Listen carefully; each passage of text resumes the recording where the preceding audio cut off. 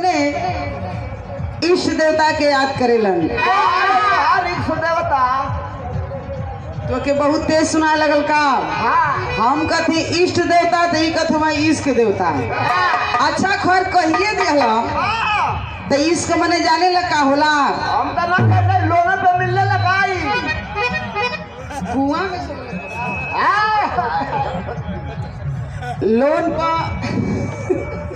Loan पर ना मिलेला। कभी जी क्या फार्म मिलेला जाके भर किस्त पर महीना महीना आई बिल भर देगा वही जाके भर डाली से।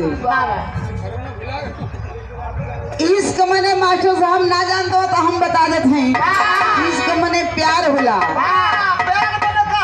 मोहब्बत होला। मोहब्बत माने लड़का पारे होला।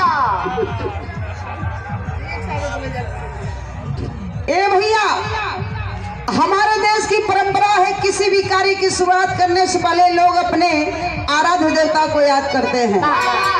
जैसे बल के चाहे वाला लोग बजरंग बली के पूजेला, धन को चाहने वाले माँ लक्ष्मी की पूजा किया करते हैं।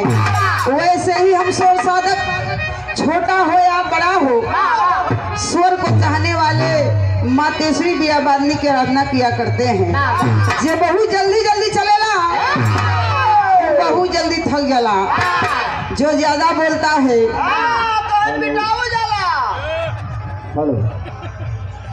बढ़िया बदनाम बोलबो तो फूल माला तो चली ना।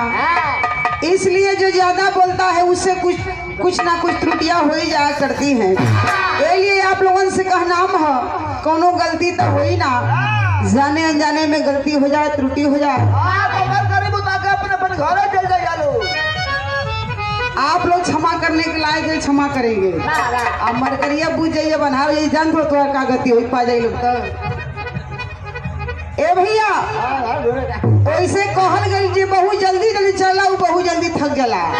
और जो ज्यादा बोलला कुछ ना कुछ कहीं ना कहीं त्रुटि हो ही जाला। इसलिए हम लोग क्षमा प्रार्थी हैं। आइए शुरुआत की कड़ी में माता रानी से 2-4 लाइन हमार भजन है। माता रानी से बिटिया का कहना है कैसे मास्टर साहब।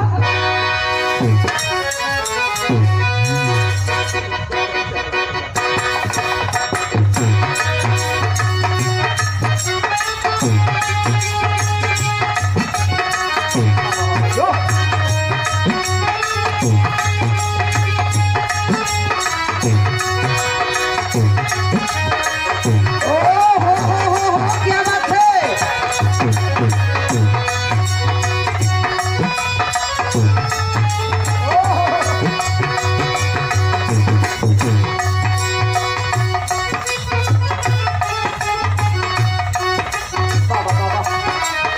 क्या बात है।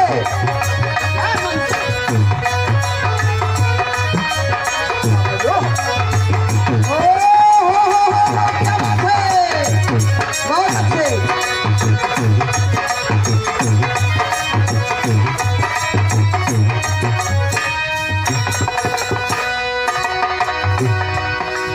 वंदना से पहले कौनो धूम दर्ज गावल जरूरी ना होला।